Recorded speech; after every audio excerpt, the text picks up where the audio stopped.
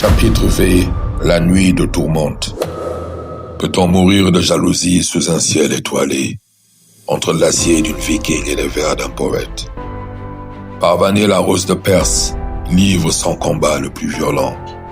Un combat où son propre sang brûle plus fort que le soleil d'Arabie.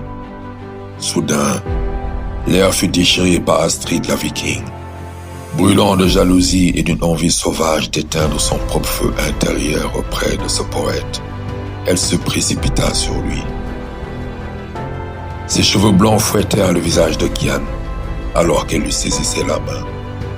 Sans attendre, elle le bouscula presque dans sa tente.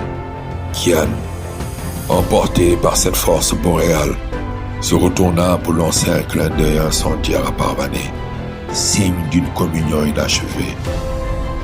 Parvaneh, hors d'elle, voulut s'interposer, mais Ramin, son compagnon de toujours, la retint fermement par les épaules.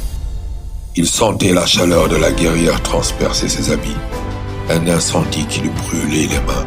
« Que veux-tu faire ainsi, Parvaneh ?»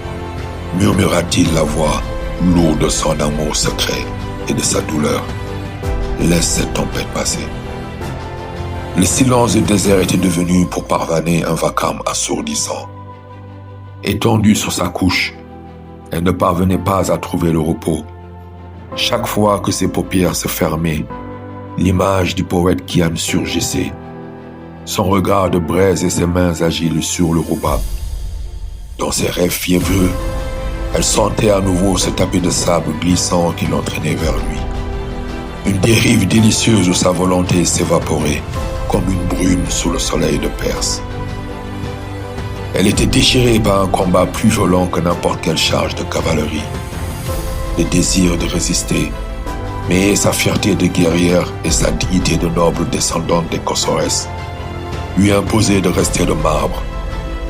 Elle se reprochait cette faiblesse pour un homme qui éparpille ses vers comme le vent éparpille la poussière. Il y avait aussi le désir de le rejoindre. Une pulsion sauvage, nichée au plus profond de sa chair, lui criait de braver la nuit pour retrouver cette fontaine de joie promise par ce poète. La jalousie envers Astrid agissait en elle comme un poisson acide. L'image de la viking bousculant Kian vers sa tente tournait en boucle dans son esprit. Une voix intérieure sombre et impétueuse lui murmurait de se lever, de dégainer son sabre et d'aller défier la guerrière du Nord pour lui arracher ce poète. Bats-toi pour ce qui te revient, soufflait l'ombre. Bats-toi pour ce qui te revient.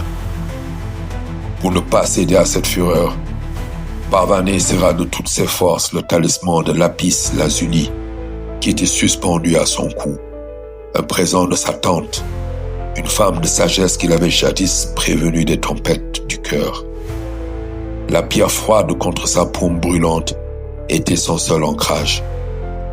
Une larme solitaire, perle de cristal dans l'obscurité, roula le long de sa joue pour se perdre dans son oreiller de soie.